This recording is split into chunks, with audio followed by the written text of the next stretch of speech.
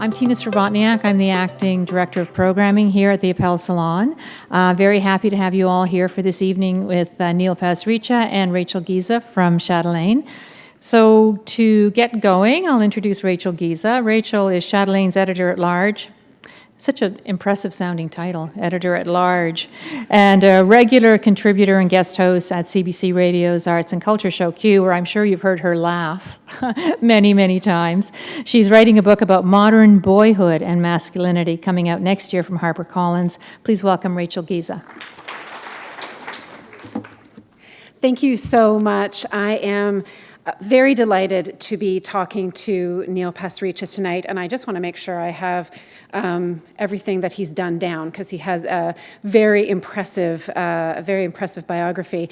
You may well know Neil from his first book, The Book of Awesome, which was based on his blog, 1,000 Awesome Things, which secured over 50 million hits and was twice won the Webby Award for Best Blog in the World. He's at Harvard MBA. He's one of the most popular TED speakers of all time, and he spent a decade running the leadership development inside Walmart, the world's largest company. He's spoken to hundreds of thousands of people around the world, and his work has been featured by CNN, BBC, Harvard Business Review, among others. His latest book is The Happiness Equation, which debuted at #1 on international bestseller lists this past March, and it is still up there. So please give a big hand to Neil Pasricha. I would shake your hand, but I just grabbed a glass of wine on the way up here.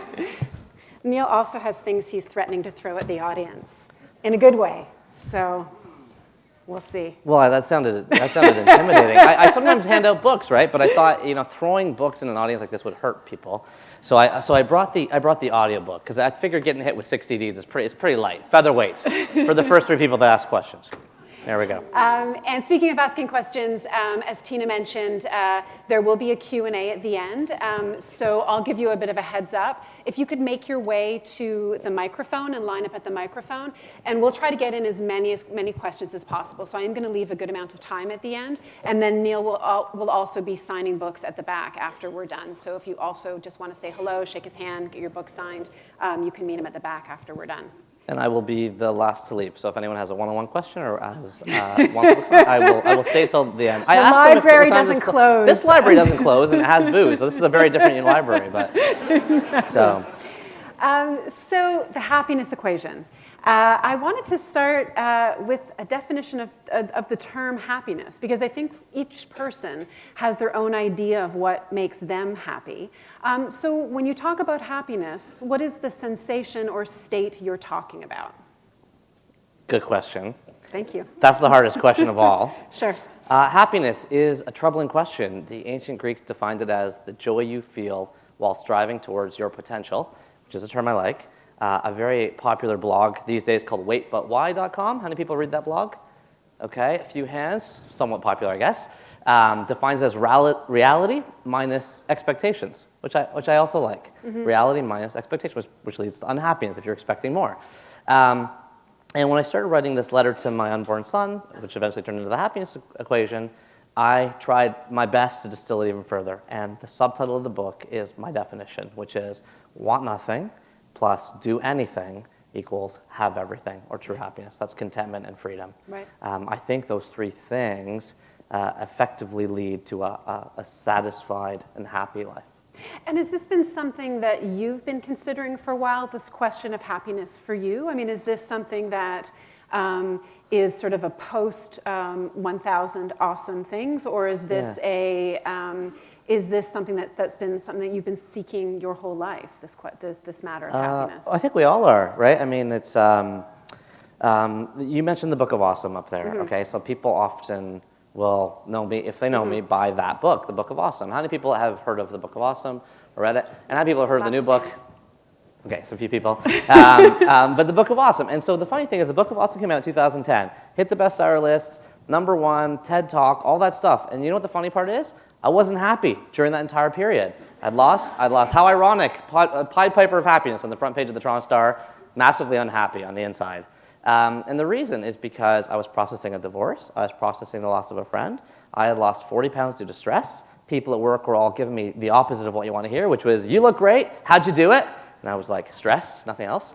And then the people I was being exposed to were some of the people I had heard about my whole life. They were the CEOs of big companies that I was maybe invited to speak to, or they were a royal family in another part of the world, or you know, people at TED Stage or other best-selling authors.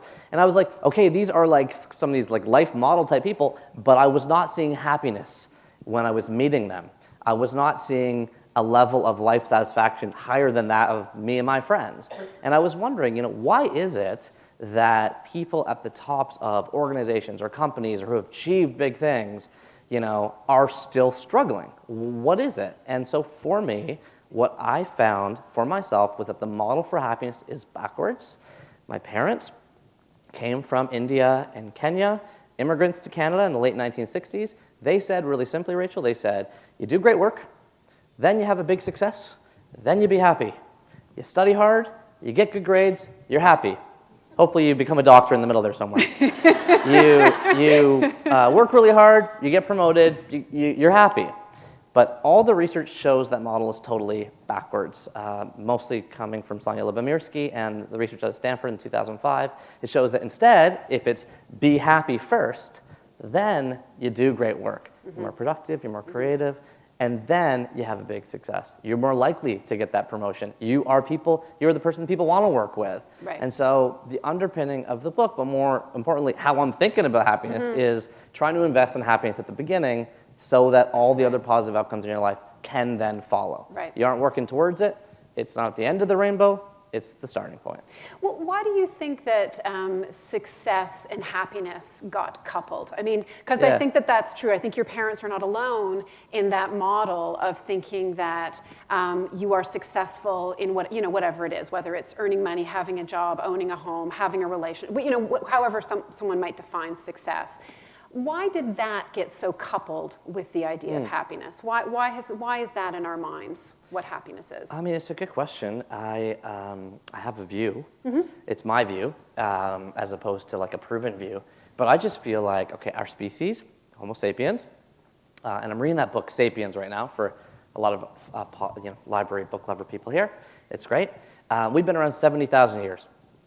For 69,950 of them, we were doing three things: looking for problems, finding problems, and solving problems. Look for a saber-toothed tiger, grab a harpoon, stab it, or run away, right? And you do that your whole evolution. Right. And I think that the design of the world we live in today actually reflects that structure, or that construct.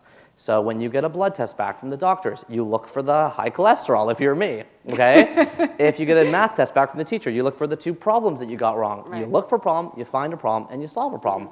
The physiological evolution of our brain, the most complex object in the universe, is designed to look for unhappiness. And so, of course, we've equated success with happiness because it's the wrestling of that saber-toothed tiger down on the ground. It's the finding of the mate and having children before you die at age 30. It's the, you said wealth, in the Industrial Revolution. It's like securing enough resources and means to like provide a nice life for your family. Those barometers were all we had in place of that life satisfaction that we can now afford, maybe with the time we have today, to think about being happy. So I think there's a reason why Harvard exit surveys are saying that today university graduates want happiness more than wealth for the first time ever. Oh, that's so interesting. And if you go to Google and you type how to be, and you know how it drops down and tells you what everyone else types in? Okay, when you type in how to be into Google, you can do this test. The first drop down is happy.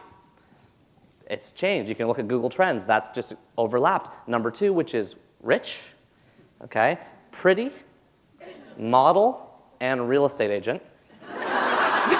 Those are the 5 things we want the most in life. Pretty rich real estate agents out there, you got it good, except if you're not happy.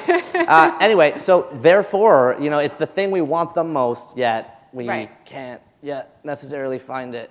Professor David Myers at Hope College at Michigan has, thankfully for all of us, been doing a longitudinal study since 1955. Every 5 years, he asks people in society, same people, how happy are you?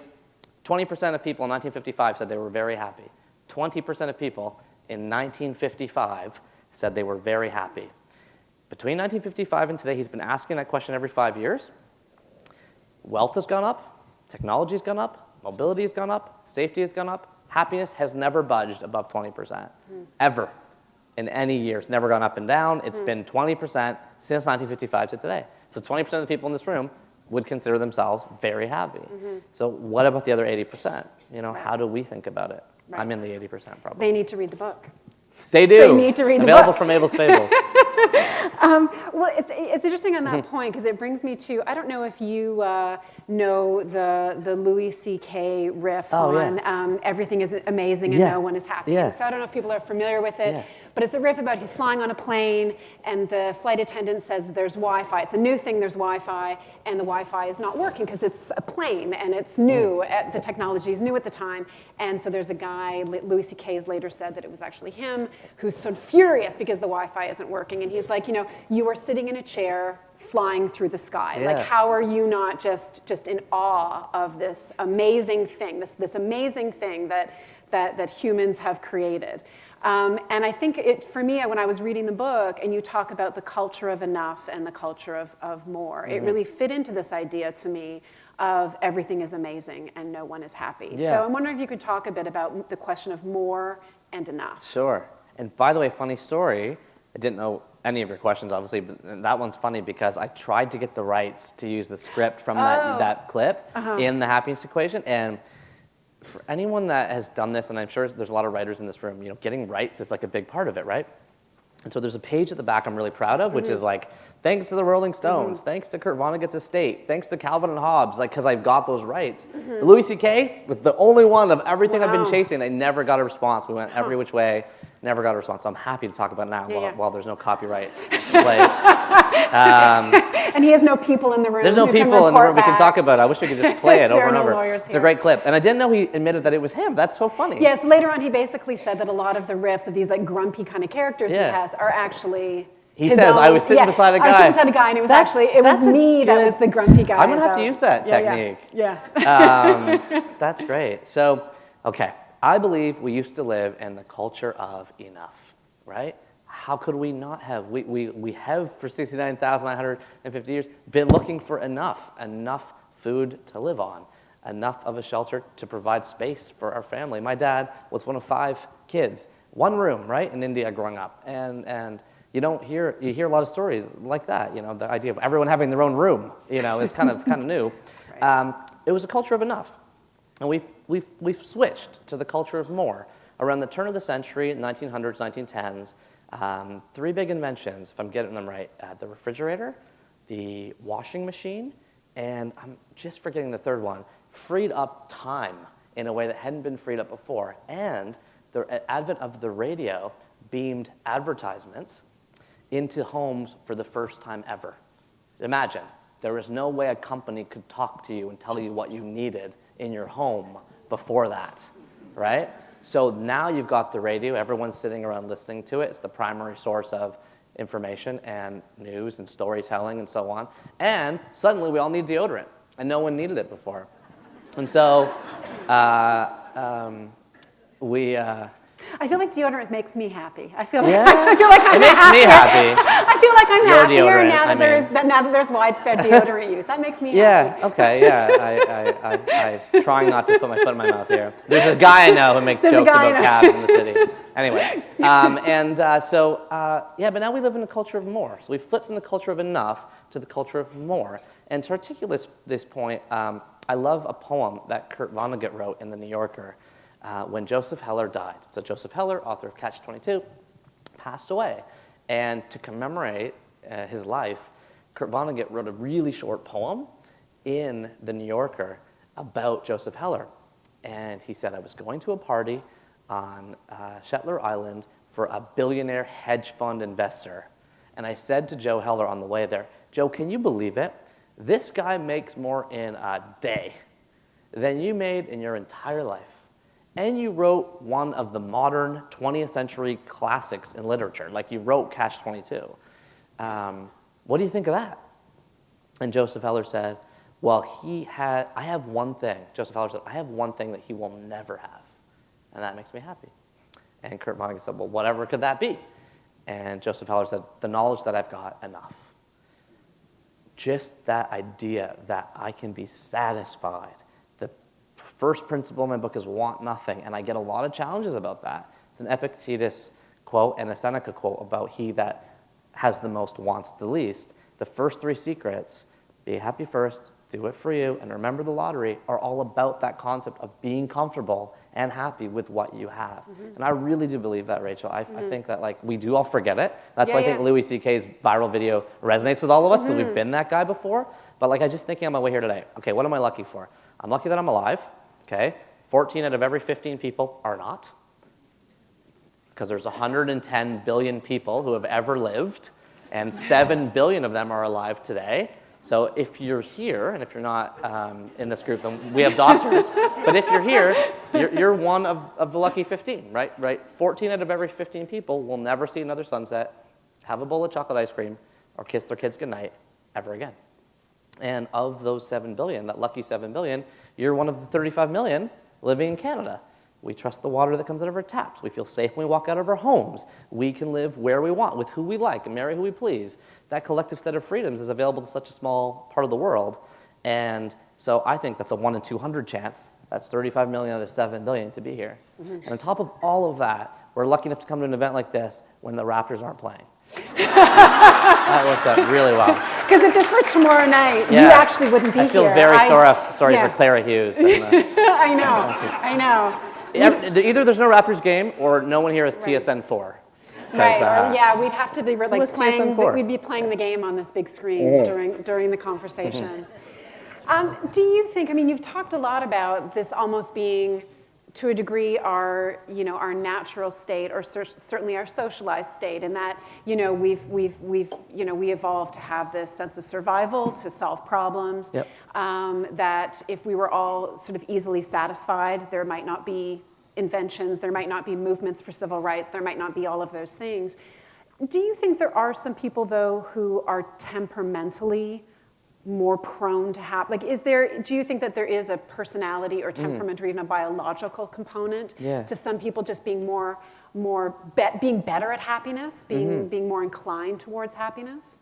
The beautiful thing about that question is we now kind of know the answer. So this has been researched, and I'm quoting other people's research here. Again, Sonia Lebamirsky, she shows that 50% of our happiness is based on our genetic set point. To your point of people that are just a little bit grumpier, a little bit happier, fine. 50% of your happiness is your genetic set point. 10% of your happiness is your circumstances, so what's happening to you. And 40% of your happiness is your intentional activities. These are the practices you do in your own life, whether that is journaling or meditation or saying 5 gratitudes or going for walks or doing random acts of kindness. These are some of the examples we know invest in our own happiness, but the intentional activities are 4 times our circumstances. So whenever I'm asked, is the glass half full or half empty, I always say it's very nicely refillable, because you can invest in that 40% and really own what your day looks like. And for you, is gratitude a big part of that? I mean, you talked earlier about being conscious of those kinds of things. Is that something that you think that everyone would be able to, in terms of happiness, that everyone could actually benefit from, that question of gratitude? Yeah, absolutely. The Edmonton McCullough survey, or research that I'm quoting, asked students to write down 5 hassles a week, 5 events a week, or 5 gratitudes. After 10 weeks, they found that people who were writing down 5 gratitudes were markedly happier than the other 2 groups. They've done a study on patients with chronic neuromuscular pain and found that after 6 months, you could lower their pain medication by 50%.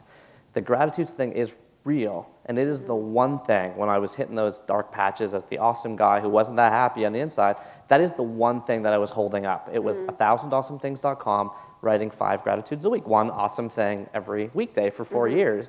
And the thing I hear from most people is it's kind of hard to do, because who really has this blank textbook beside their bed and gets a pen every night? Like, it's hard to do. So here's the solution, okay? My wife created this game for us in our relationship. It's called Rose, Rose, Thorn, Bud. Every night before we turn off the lights, she says a rose, which is a highlight of her day. I say a rose back, another gratitude or highlight of my day. She says another rose, I say another rose, rose, rose. Thorn, something that didn't go well, something that you want to get off your chest, so the other person can show empathy and compassion. And then a bud, or something you're looking forward to. And assuming that the thorn doesn't turn into a 45-minute fight, the game can be quite powerful because you've done rose, rose, thorn, bud, and quickly, without having to write anything down, you verbalized and thought about 4 things in one day. And remember, the study was just 5 gratitudes in a week. That was the minimum effective dose. So if you're doing 4 a night in the form of this rose, rose, thorn, bud game, or even just every other day, you're way over what you need to be thinking normally about, hey, I have a pretty good life. Yeah. Think about Daniel Gilbert's work on stumbling upon happiness. And one of the things that he talks about is the idea that we're very bad at predicting what's going to make us happy and what's going to make us sad. And that, so people will look at these sort of cataclysmic events and think, you know, if I had a terrible accident or a loved one did, or if I won the lottery, that's going to make me miserable. If I win the lottery, it's going to make me extraordinarily happy. Getting back to your experience again with this massive success with the Book of Awesome, where I suspect you may have thought that that kind of success, and you talk about it in this book, was going to bring you that kind of happiness. Was that a real turning point moment? That sort of sense of like, I think I've got it all wrong when it comes to what's going to make me happy. Yeah. Next question. No, I'll go into that. Okay, so I'm 36 now. When I was 20 years old, I was going to Queen's University. Anyone went go to Queen's here? This room? Okay, a lot of good Queens turnout today. This is good. I was writing for the campus humor newspaper, Golden Words. It was free. Like, it wasn't a paid job, but I loved doing it. I loved writing this comedy writing stuff. And so I took a little paid internship down in New York City, writing for a comedy startup. Simpsons writers, Saturday Night Live writers, living in the Lower East Side. I was like, this is my dream. But it turned into the worst job I'd ever had. Why? Because once I got paid to do something I loved, naturally, suddenly I had constraints. I had to write an article about this topic with this person by this time. And it became so debilitating, like limiting. And I said to myself when I started 1000awesomethings.com, I will never do it for money. I never put an ad on the website ever. 50 million hits. It's only cost me money through URL renewing, you know what I mean? It's never made a cent. And so I was smart about that. I was smart about focusing on the intrinsic motivator of doing something you love, but I was really dumb about starting to focus on stat counters, bestseller lists, how like those extrinsic motivators kept creeping in. And you know what the problem is, Rachel? They creep into our lives all the time. Right. You can get a job for a place you love. Cool. I'm working for a company I believe in. Pretty soon you have a job evaluation. You have a salary. These are all extrinsic motivators, and you start targeting your behavior to hitting, like, I want to be a solid performer. That lowers your performance because you're like, I just have to get somewhere in the middle and I get my crappy 2% raise. Like, I don't really get much from that, and if they're going to reward me on that, then the studies all show that those extrinsic motivators actually block you from seeing your intrinsic motivators. So Dr. Teresa Amabile at Brandeis University showed that if you have girls teach piano to other girls, and you say, do it because you love it and you want to teach them piano, they do an awesome job. And if you say, we'll give you a movie ticket if you teach piano for half an hour, they stink at it. They get frustrated. They leave after half an hour. Like, they're just not very good. Right. And so it could be that paying or communicating a numerical value for something actually reduces your own internal motivation. So when the Book of Awesome took off, I got hooked on all that stuff because it's so visible, so tangible, so real. And to answer that question for myself with the happiness equation, I drew a new model called the success triangle, okay? And I say there's 3 kinds of success. There is sales success, there is social success, and there's self-success. Sales success, how many books did you ship? Like, how many products did you sell? How much money did you make from something? Social success, what do other people think? What's the critical review? Is it nominated for an award, right? Is there a prize associated with it? If it's a movie, does it get an Academy Award? And then self-success, how do you feel about it? And they can contradict. Like Hotel Transylvania 2 won a ton of sales, right? And 0 Academy Award nominations. Spotlight, which won Best Picture, had $19 million of box office compared to over $200 million for Hotel Transylvania 2. Why do I know those numbers? Because they contradict all the time. And so the only way to solve it is to answer it for yourself and focus on self-success. Like, I wrote a letter to my unborn child. I hope he gets to read it one day. And if I can try my best to keep focusing on that mantra, then it absolves me from worrying about, or at least stressing over, things I can't control. I want to get into a bit of the technology because I feel that you talk about email in this, and one of the there's a great great advice on sort of shutting out email. But it seems that perhaps, we have all these ways to measure ourselves now. We're in this age of data. And also the age of social media, which can be a great way to connect people, and I'm on all those things, on Facebook and Twitter and all of those things.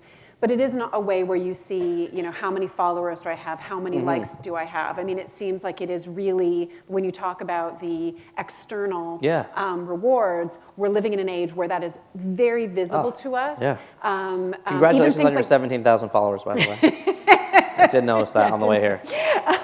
Even things like a Fitbit, like even something where it's like now suddenly like you have to measure yourself on how many steps you took that day. I mean, we're kind of awash in data, which is sort of seen as a way to improve ourselves. Do you think though this is actually working to make us, as we're trying to improve ourselves, we're making ourselves less happy? I mean, I totally hate all that stuff. Yeah. Okay, so no one wears a Fitbit anymore. They were really popular when they came out, and we got hooked on them because it was another number we could focus on. We would all have to remember that we had to park at the back of the mall and stuff. And now it's like, oh yeah, that's just one of those things I should be doing. And all those numbers make us lose our original reason for doing something in the first place. And that hampers our own ability to understand ourselves. Our self-awareness goes down. You kind of forget who you are, or why, at least why you're doing something in the first place. And I don't think that's good. I think that's not good. I think that hurts people when they're trying to find their dream job or their dream partner or their dream city. I think that they worry about what cities are the coolest, or where is so-and-so festival held, or what job is top of the fortune ranking. Well, like, Google's always number one. I don't know how many people here work for Google. I have friends there. They work crazy hours. They are burnt out, okay? But it's number one 6 years in a row, the best place to work. Sorry, I trashed Google if this is being videotaped. But you know what? They deserve it, right? Because it's like, it's just like we get so obsessed with these numbers, and we forget what we even want to do. And that's a problem. I think you need to find yourself. And you know what? Authenticity is a buzzword. Everyone talks about it. In the happiness equation, I try to give people 3 simple tests to do on yourself every 6 months or so. I do every 6 months to find yourself, to find your authentic self. I call them the Saturday morning test, the bench test, and the 5 people test. What do you do Saturday morning when you have nothing to do? My friend had gone into a bunch of Ivy League schools, sat on a bench in the middle of campus for an hour, just silently observing reactions. Office tour test for a job interview, sidewalk test for a neighborhood, same idea. And then the 5 people test.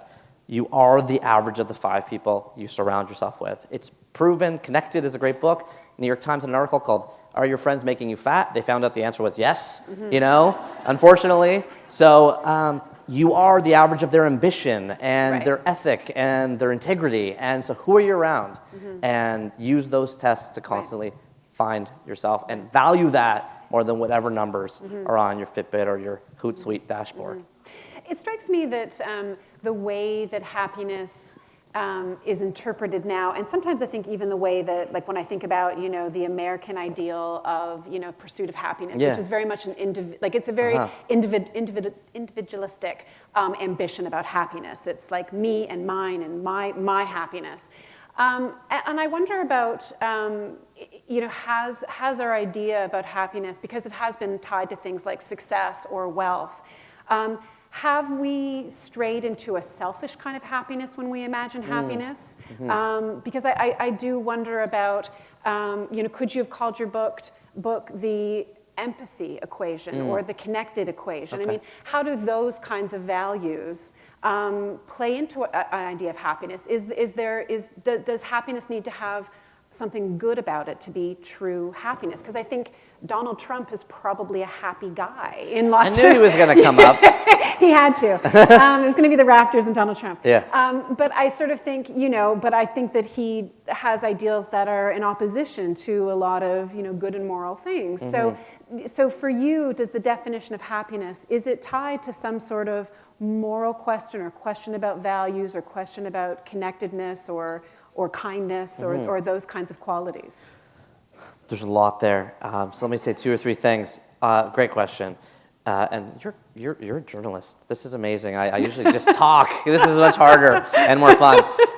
Okay, a couple things I'd say. One is the happiness equation has an underlying and secretive thesis, which is these 4 words.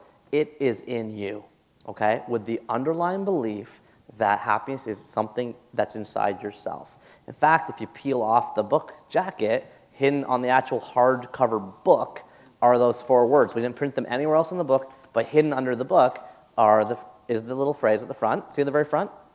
Oh, yes. It is in you, because I wanted people to have that reminder. However, in order to write a letter to my child and try to think, hey, if I'm not here and I want him to find happiness, this is the letter, Right. then it was more individualistic. I did make it that way. I ignored one thing that we know creates happiness, which is social connections. You mentioned Stumbling on Happiness, the book by Daniel Gilbert, fascinating book for anyone that is looking on a great happiness primer.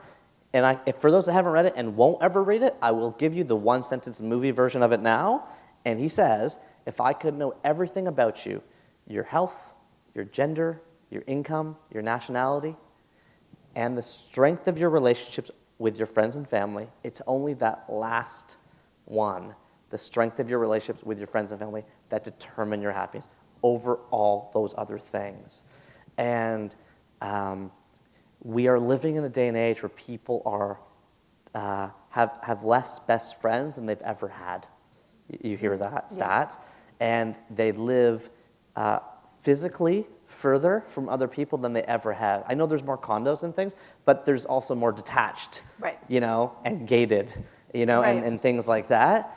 And so some of what happens with wealth and success, and we talked about this earlier, is you actually isolate yourself, unfortunately, away. When you have a really big lot with a huge fence and a really big hedge, you have less friends because you have less people to talk about when you're shoveling your driveway, fixing your car, and stuff like that. And so I do feel, to your point, and I think it was in your question, that, social connection is really big. And in fact, the way I do get at it in the happiness equation is I give people the 4 S's of a good job, right? Like I say, work is really meaningful, never retire. That's a really big point. That's secret number 4.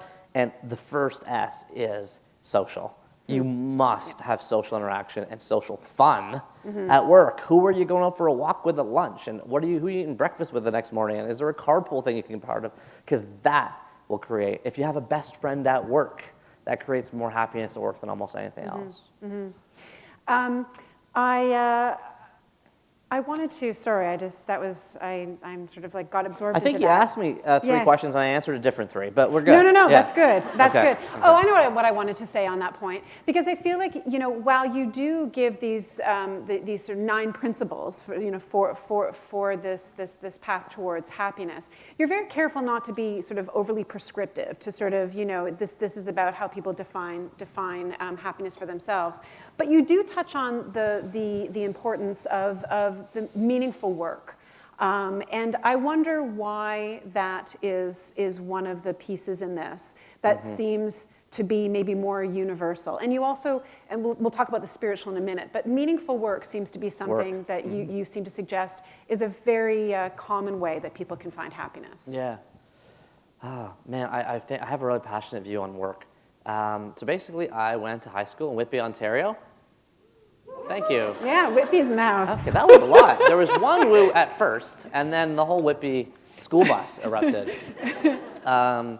Anyway, we had a guidance counselor at my high school who everybody was in love with, and he was awesome. He high-fived teenagers in the hallways, and he was one of those guys that everybody could approach, was accessible to everybody, and we had mandatory retirement. Age 65, vamoosh. You were given the sort of like passage to pension. And we had this ceremony at the school. It was like the Mr. Holland's Opus, ending. And the next week after that, he had a heart attack and died. And you know what? When I tell that story, the reaction I usually get? It's that, and then it's also, that happened to a brother-in-law of mine, or that my grandfather also retired, and then he just wasn't the same. You hear that more often. So I looked into this concept of retirement. Here's 2 things I find out that are interesting. Number 1, Fortune magazine says the 2 most dangerous years of your life, physically, are the year you are born. Infant mortality over the entire lifespan of the human race is 40%. Okay, that's kind of a big number. Better now, but 40%. And number 2, the year you retire. Okay? Big deal. And then New York Times reports that incidences of depression spike 40% in that year you retire. So I start looking around the world at this concept of work and of leaving work and ceasing to work. And here's what I find. Dan Buettner and National Geographic did a study on the blue zones. Some of you may have heard of it. It's the places around the world where people live like way longer than we do. He studied a place called Okinawa in Japan, where they live on average 7 years longer than in North America. And guess what they call retirement? Nothing. They don't even have a word for retirement. Literally nothing in their language describes the concept of stopping work. Instead, they have a word, which I love, called ikigai. I-K-I-G-A-I, ikigai, which roughly translates as the reason you get out of bed in the morning, okay? What is your ikigai? So I gave my wife 2 little cards at Christmas last year. We put them on our bedside tables. She's an elementary school teacher at the TDSB. She writes, to educate leaders who make a difference in the world, okay? I write, finish writing this book, or to increase happiness inside organizations, or whatever I'm focusing on. But it gives you a bit of a direction. Right. It gives you a direction. And so I advise and I recommend you never retire. Plus, just to throw in there, retirement was invented. Okay? It wasn't like we used to do this. We invented it in 1889 in Germany when Chancellor Otto von Bismarck just arbitrarily said, hey guys, retirement, age 65. And lifespan was 67. Now, we all want to retire earlier, and we live way longer. And so those years can be vacuous, and they can be troublesome for all the reasons I mentioned. So I advise people to have an ikigai and to find work that includes the 4 S's: social fulfillment, the structure of getting out of bed in the morning, the stimulation of always learning new things, and the story of being part of something bigger than yourself, something you couldn't do by yourself. If you have those 4 S's, then you have what I call a meaningful work. But and I think that's an extraordinary thing for people who are able to have that kind of work. But given that we live in a gig economy, we have increasingly jobs are precarious. You grew up in an auto town. I grew up in an oil refinery town. Sarnia and Oshawa. Sarnia and Oshawa. Yeah. So for people for whom their work might not be the thing that they love, it might not. So what would you say to those people in terms of finding, if work is a place that can be a source of a great deal of meaning and happiness, if you're not doing the work that you love, how can you tap into that sense of purpose and meaning and joy? Great question. And I'm not advocating that someone about to punch out of 30 years in the meatpacking plant sort of punch in for 30 more years. I'm not saying that. What I am saying is that we all have 168 hours in a week, okay? You have that many, I have that many, Justin Trudeau has that many, Mark Zuckerberg has that many, Warren Buffett has that many. The richest man in the world can't buy more time. It's the one thing that's not for sale. So if you take 168 hours in a week and you divide it by 3, you get 3 buckets of 56. 56, 56, and 56. If you are lucky enough to sleep 8 hours a night, and with 2 small children, I am not, but if you are, then that's 56 hours a week, okay?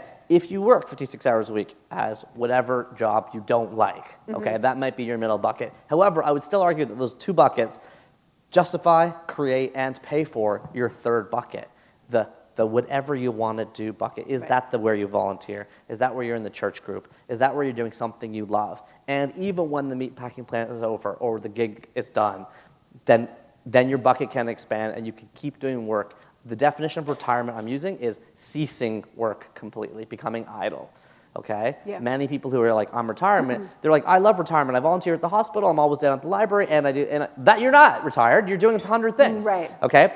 So that's what I'm saying. Right. It's like, keep finding things you love. And they start clinking my glass around. The other thing sloppy mess soon.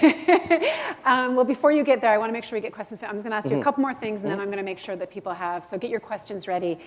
I wanted to ask you about spirituality because, again, you don't sort of overtly talk about religion, but I think there's a very Buddhist message, for instance, in the idea of wanting nothing, and I think that there is a sense of a spirituality that's infused in this idea of happiness, because I think it's not just about the way that you define it is not just sort of immediate gratification and simple pleasures, but about something that's deeper, richer, meaningful, purposeful.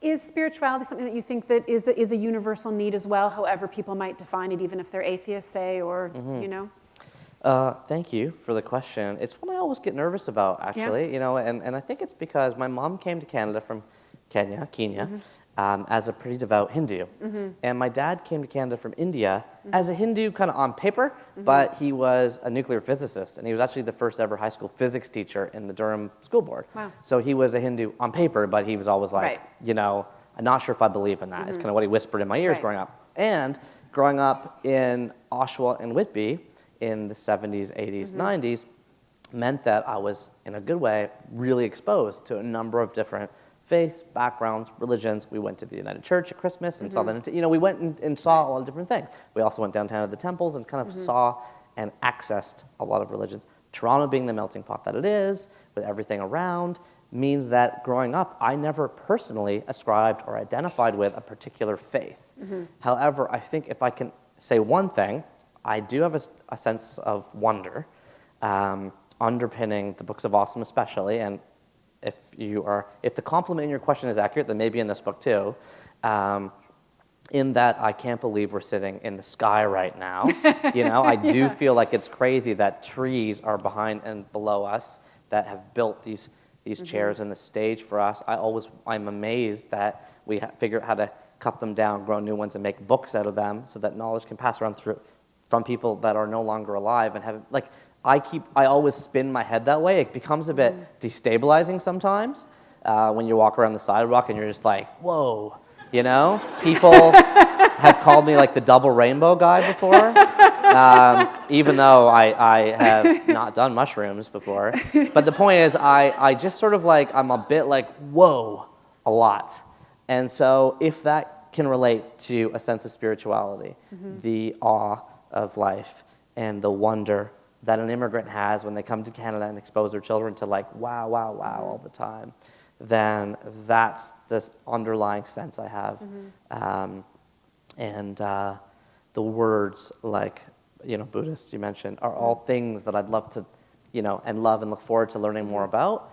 But for now, it's just like like wow would be my view. That's of your faith. That's Wow. my faith. The wow Yeah. faith. Yeah. And The Church of Wow. and a church of wow, and sort of just amazement at where we are, what we're doing, the fact that we have time to have this conversation, and people can come, and they are here, and like wow, like there's just, it kind of keeps playing and playing and playing like that. The last thing I want to ask you before I open it up, what has been a moment of just pure, absolute happiness for you? What is a moment you look back on and think that is just pure happiness? Oh my gosh, there's a lot. I mean, I feel like I have a 2-year-old at home, Hudson. If anyone knows the building at King and Spadina called the Hudson, that's where I met my wife. So that's where Hudson's name came from. And like I got to put him down for his nap today as an example, you know, and I think I put myself down for a nap and then he just fell asleep after. And so just like waking up, like sweat glued to a little toddler who's hugging you, you know, who thinks of you as their role model is like just such a like, you know, then you feel like I have to be a good role model because I want to make sure that he thinks of the world in a great way. Well, I get moments like that quite a bit. Sometimes I come to events like this. Look, I was down at the front doors here waiting to come up like half an hour ago maybe, or whenever it was, 45 minutes ago. And 2 or 3 people walked by. Nando, I don't know where you are. Hi, Nando. Nando came to my event at Indigo a few weeks ago, and like I'm like, there's Nando. I had like a 10-minute conversation with Nando. I don't know Nando, but I met him and we connected, and like we had that connection again in our eyes, and like I don't know him, but I've met people like that all over the place. Erin at the back is selling books at Mabel's Fables. Erin, it works for the best children's bookstore in Canada, as far as I'm concerned, and like so she's been at events like this, staying till 1, 2, 3 in the morning with lineups, and I can't wait to talk to her at the end of the night.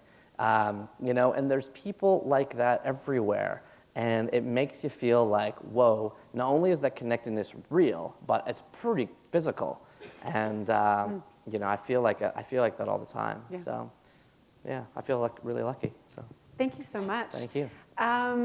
why don't we get some people lined up to ask questions Oh, I'd love that, about the book? Please Okay. go to the mic and don't be shy. Yeah, please. Neil's ready. yeah. He's going to stay until dawn. He's agreed. Yeah, So definitely. I mean, I have 2 young children at home, so when you're out, Yes. you go out, you know? And I would just ask if you could say what you need to say, but I would just ask that you be conscious of other people wanting to line up and ask questions as well. Tweet length. So yes. So please go ahead. A bit of a curveball, maybe to start us off. Oh, sorry, could you just say name and where you're from? Yeah, Ted. Yeah. Ted from here in Toronto. Okay. And the curveball is you allude to the dark part of your life in the book, and you mentioned it earlier today. I'm wondering, because it piqued my curiosity, the role that therapy has played and perhaps does currently play in your mindset and your thinking, your personal growth, and a lot of the inspiration that came out in the book. Sure, that's great. Well, I promised an audiobook, so here you go. There you go. Scratch-free. It's huge. I didn't believe in therapy. I sort of assumed it was this thing that was a crutch, or like, I don't know why. I was a guy in my 20s, it wasn't a thing until my wife told me she wasn't in love with me anymore and would like a divorce when I was 28 years old. And 3 weeks later, my best friend took his own life. Those 2 things, for those that don't know, were the beginnings of the Book of Awesome. That's why I wrote those awesome things. And the Books of Awesome were from me trying to find happiness through that period of my life. That was one thing I did. The second big one was therapy. I was recommended and referred to a therapist who I started seeing, honestly, I can't remember, but it was 3 times a week, then 2 times a week, then once a week, then once every 2 weeks, then once a month, then once every 3 months. You know how it went down over time, but those therapy sessions were so important for me because more than anything else, they accelerated my thinking. So the first therapy session I walked in and I said, I don't want to be divorced. I don't want to be part of that group. That may have been something that I could have got stuck on for a year had it not been 1 hour of dedicated, professional-oriented conversation. I processed it. I left the room and I was like, you feel invigorated. And so I thank my therapist. No one knows it's my therapist in the book and the acknowledgments. Don't say, to my therapist. A little New Yorker-ish for me. But I did put him in there, and you said currently, I don't see him much anymore. That's partly a result of his availability as much as where I am personally. But therapy wasn't something I engaged in quickly and then walked away from. It's something I engaged in quickly, moved away from, then went back to when something happened, when I wanted to process something else, then moved away from, then walked back to, and I know I will continue to do that for the rest of my life. It's something I loved and will recommend to everyone for the rest of my life. It's so healthy and helpful, and I couldn't say more positive things about it. Thank you. Thank you. Go ahead. My name is Janet. I've been tweeting back and forth with you for a little while now. I don't know if you'll remember or not. Yeah. But it's so glad to finally be here and meet you. I tweeted you today and said I'm coming here right after work. Thank you. Anyway, I just want your Book of Awesome changed my life. Makes me cry. Every time I turn a pillow over at night, I think of you. It was that simple, that just the cool side of a pillow could help me go to sleep. And I never thought of it that way before.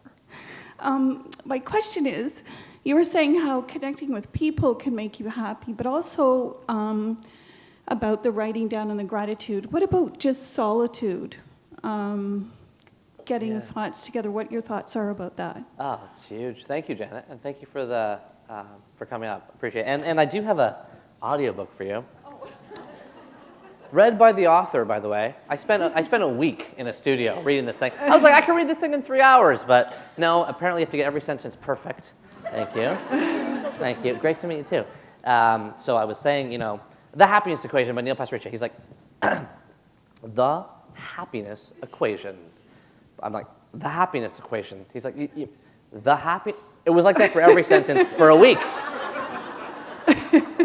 So if it sounds good, that was a week of my life recording this.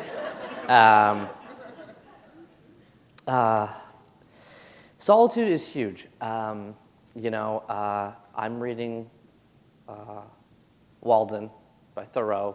Right now, I've always kind of flipped through it. I walked into Indigo the other day, and right at the front on a cushion, I swear I don't have shares in the company, but I walked in, on the cushion I walked into the forest and I came out taller than the trees by Thoreau, right, from Walden. And I was like, so true. And alone time and downtime is so important. There's a poem that I because it's out of copyright over 100 years, I put it in its entirety in this book called What is This Life If Full of Care? You Have No Time to Stand and Stare. And I can't say enough. And so the way I think about it in my life is, right now I have one wife and 2 children, okay? So I think about my relationships in terms of permutations. Every week, I try to have a meaningful connection with every permutation of my family. That means my wife and I have either a date night or a Netflix night, or sometimes just the 2 of us. I have time with one child, and then the other child. We have time, the 4 of us. I have time with both boys. I have time with my wife and one son, and maybe most importantly, I have some alone time, okay? Every combination is important, or every permutation. Someone in stats will correct me on which word I should be using, and that's critical. You self-generate, you recuperate, you become yourself, you think, and those things are all underrated, and we don't have time for them all. Yeah. Thank you. I'm Debbie. I've been here for 25 years, but I'm originally from Mexico City. Hi, So Betty? I didn't go to Whitby. Yeah, you wouldn't have cheered for Whitby, but your cuisine is much better but- than Whitby cuisine. It is. So 2 little things. My son loves your Book of Awesome. He reads one every night, and he comes, Mom, you have to read this one. But I love the Just Do It in this book, that whole chapter about it, how it's circular and not linear. But I just wanted to know, now that you're done, what is your ikigai right now? I'm sorry, the Your question is- ikigai. Yeah, what's my ikigai? Yeah. Well, right now it's a bit, there's 2 really. One is I want to be the best father I can be, but I don't know what that is yet, so I'm trying to figure that out. So is it just time? You know, I do believe in this phrase, under program and over invest. You know, I think, is it just time? But is it just time? Like, what else is there? I don't know, I'm figuring it out. I don't know, but I want to be the best dad. And I do want to increase happiness in organizations, because the place we spend most of our time is work, okay? Most of our awake time is at work. And according to Dr. Matt Killingsworth at Harvard, the place that we are the unhappiest is work. Kind of a problem. The place we spend the most time is the place we are the unhappiest. So I feel like there's a lot of drum beating to take place over the next few years. And I'm really interested, especially, I've spent 10 years at Walmart leading up the leadership development department. I'm no longer there. I quit 12 weeks ago. I ran out of buckets. I needed a bucket to be a dad, so I ran out of buckets. And now I'm spending a bucket focusing on happiness and inside organizations with this book and so on. So I'm thinking about those things. Thank you. Thank you for your question. Thank Please go you. ahead. There you go. Oh, there you go. Thank you. Nice to meet you. Okay, next question. Whoa. Yes, my Good name luck. is Leslie, originating from Thunder Bay, land of the sleeping giant. Yes. Being in Toronto, a city I love since 1977. Nice to meet you. And thank you. I really liked hearing about the 4 S's. It's just a nice, simple, thing to remember on a daily basis. Can relate to all the S's. The one that I was thinking about, though, is the socializing, having friends, having lots of contact with people. Yes, that can certainly be a huge component of happiness. But you used the term best friend, and that got me thinking, because I've always avoided that personally, feeling that there's some potential to set yourself up for unhappiness using the word best friend versus really good friend or wonderful friend, something like that. Right. Could be a bit limiting, or it could even, prevent you from having, further contacts with people around you who, might say, well, she's got her best friend already, I don't disagree with you. I didn't mean it with a capital B. I think that you are right. And I wasn't meaning it more like limiting, more the idea that you have someone that you have vulnerability with, that you have trust with, that you share, that you get, that's all that. Yeah, The thing so it's that more of a semantics the thing. closeness was really what I'm talking about. Yeah, And by the way, an yeah. awesome thing, since you're from Thunder Bay, are Persians. Are Persians. Oh, yeah, yeah. So for anyone that hasn't been to Thunder Bay, it's like this gigantic Toasted. Must puffy be donut toasted. from Thunder Bay they call Persians. I don't know why they call them Persians. I hope it's not for some Who offensive knows? reason. Yeah. But they're this giant donut from Thunder Yeah, Bay. very unhealthy, but very tasty. Yes. Thank you, Leslie. Thank you. Okay. Please go ahead. Hi, my name is Shannon. I'm Hi, from Shannon. Kitchener-Waterloo and now Toronto. Two questions. They like drinking. Oktoberfest. Two questions that might overlap. The first one is, if you're thinking about your kids, out of all the studies that you've read and the writing that you've done, what would be the 2 or 3 things that you'd have them do if you have one that maybe has a lower original happiness set point? And then maybe overlapping is, how do you bring this thinking to a team and an organization to help boost the happiness point? Mm-hmm. 2 things. 1, children. Under-program and over-invest. That's a phrase I really like. It means do less structured stuff and more unstructured that with your time and your presence involved. That's what I'm trying to do. The kids' book that came out last year is called Awesome is Everywhere. The idea was trying to give people a guided meditation. It's the world's first, as far as I know, hyper-realistic interactive book. You open the book, it's Earth. It says tap the Earth. You tap it, turn the page, you zoom into the Earth. You start blowing on the waves, the water gets bigger, the waves get bigger, you flip the book over your head, you're underwater, you zoom into the sand. At the end, it says, what's the most awesome place of all? You peel the little sticky part away, and it's a mirror, and it says, here. I wanted to give children a reminder, and adults a reminder, that that's a guided meditation, but don't call it that being present and where you are is the most important thing. And as for the child with a low genetic set point, 2 things. Number 1, first, you have to inoculate yourself. I really do think that whether it's 20 minutes of journaling or meditation, a number of things I talk about in the book, 5 gratitudes, whatever, you need to be happy yourself first. So make sure you don't skip that. You got to be the best mom first, okay? And then second of all, it's social signals. Social signals are frequency, depth, and message. So can you surround that child, not by targeting them, but with other people going for a walk at lunch or at night, or a trip to the park, which they can participate in or not every day? Or, do you see what I'm saying? The social signals around them in their family or in their friend group can help tilt them slowly and more naturally. Happiness in companies. Okay, the biggest thing I can recommend is to take the 20 for 20 challenge. If you go to globalhappiness.org, and that's my website, it's free. You just download the workshop. It doesn't collect an email or anything. Globalhappiness.org. You can download the 20 for 20 challenge. It's slides. It's a facilitator's guide. It's everything on taking your company or your group through a 20-minute a day, 20-day in a row happiness challenge with all the research, the slides, the support, everything. You commit to one. You set the Outlook reminder 20 days later. Everybody else commits to one. You revisit, and the structure of the meeting is provided for you there. So that is something I'd recommend. If you have questions about that or want to talk to me personally, anyone here can email me at neil@globalhappiness.org. neil@globalhappiness.org, and I can help point you in other directions of other resources. Thank you. You're welcome. And just in case, so it's globalhappiness.org Yeah. and resources. Yep, that's the Institute for Global Happiness. Right. Yep, okay. Yep, great. Great. Please go ahead. Hi, my Hi. name's Jack. Hey, Jack. I live in Halliburton now, but I'm originally from Port Perry, right near you. Nice, yeah. Go Great Blue Heron Casino. Yes. Yeah. and Blue Heron books as Great well. buffet. Yeah. Okay. Go Great Blue Heron Casino. Actually, I like that. yeah, my mom and sister went and saw you at Wooden Sticks. Oh, nice. Yes, yeah, in and Uxbridge they last week. said Yeah. you're their new best friend. Yeah. But yeah, my mom's read all the books and everything. She was a librarian in Uxbridge. Yeah, the question I had, I was diagnosed with bipolar disorder in 2007. And yeah, it's been a battle, like back and forth, good, bad, everything in between. And yeah, just recently, I'm feeling great, like really confident, have a great job, really happy, but my family life, like I love them to death. But yeah, my mom and sister like care too much and always say the wrong things and just get me wound up. So I was just wondering if you have any advice, what to say to them or what I can tell them or. Yeah. Yeah.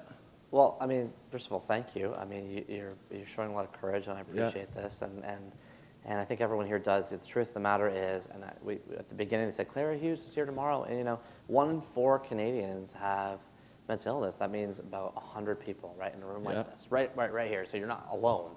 You had the courage to say that, but 100 other people in this room have something going on. As for what to say to the mom and sister, I don't know. I don't know the situation in detail. What I will say is two things. One is the fact that you have a mom and a sister is good. Yeah. And I mean that. Sometimes. I mean that. I don't sound. But it means you have people in your life, right? Yeah. That when you're suffering from bipolar, you have someone that knows you, and they know you before too, and they know you now, and they know you. You know what I mean? And that touch point and that sounding board, and that it may not always feel good, but it's at least it's there. Yeah. And so I feel like that's hopefully that's true. I kind of know. I could have answered it myself, but I just wanted to know if you had any insight But I know they just care so much, and they just want what's best. Yeah.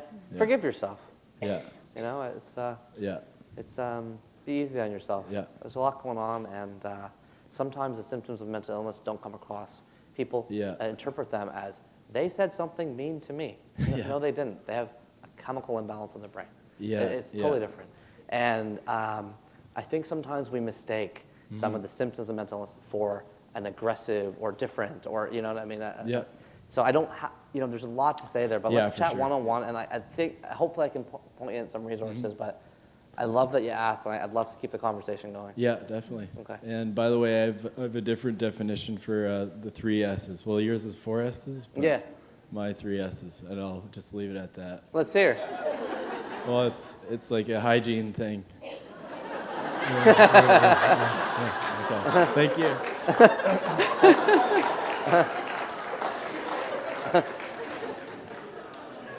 Hey, sorry, just before we begin, we've got 3 more people lined up, and we're going to have to wrap it up after these 3 folks. So go ahead. Great. And then if you have a one-on-one question, I can answer. Yeah, absolutely. Yeah.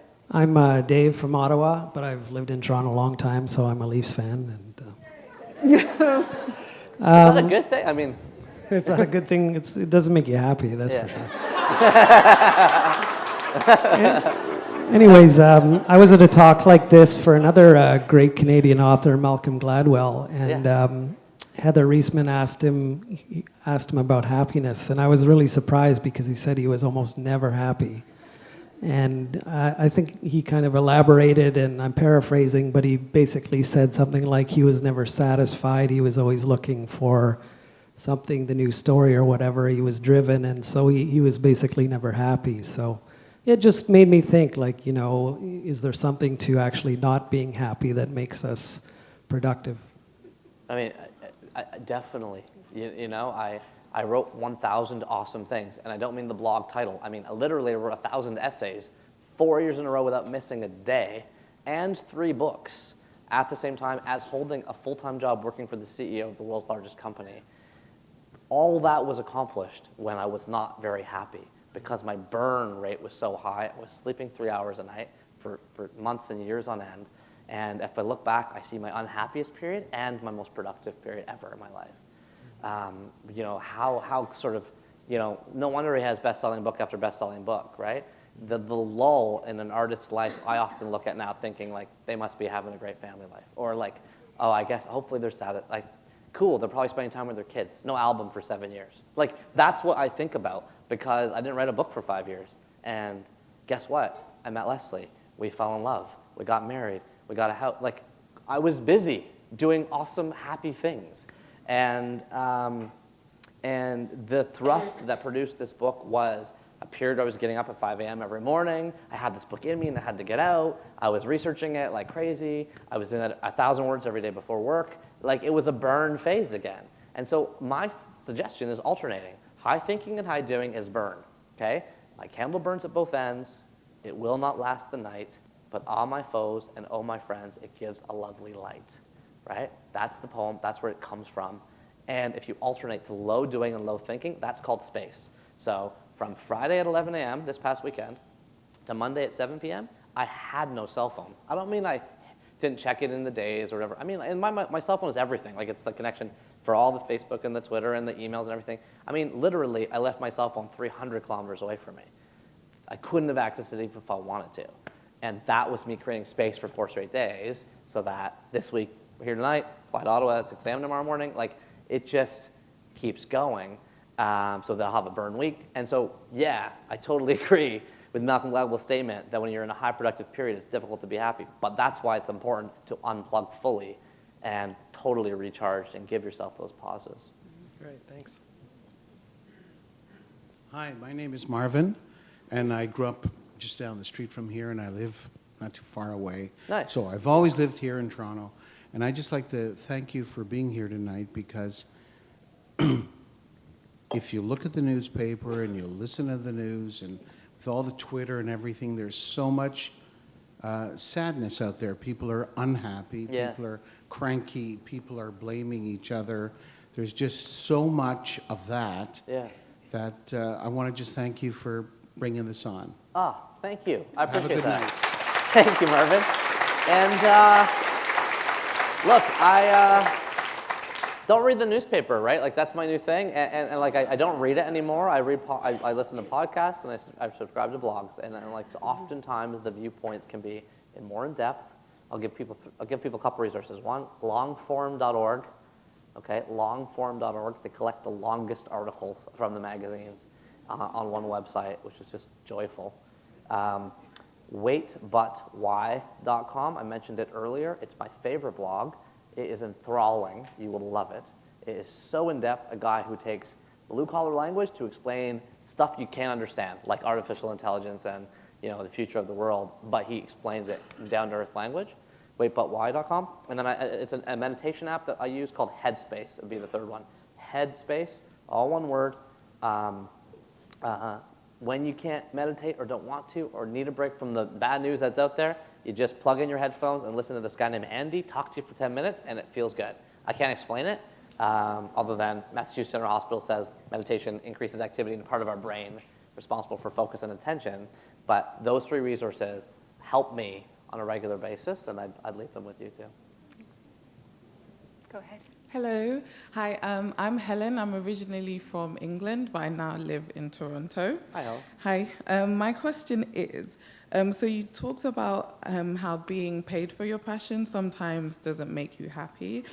Do you have any advice for people who are like choosing careers and work to do for that 56 hours? Yeah, sure, absolutely. So Henrik Mintzberg, if I'm getting the name right, wrote a famous article for Harvard Business Review like 30 years ago called One More Time, What Really Motivates Employees. And he found that money is a hygiene need, which means that as long as it's below a certain minimum, it ceases to become part of your day. And you know what I'm talking about, because if it's lower than what you think it should be, you can't stop thinking about it. But if it's like higher than you think it should be, you don't think about it. You just hope no one finds out, right?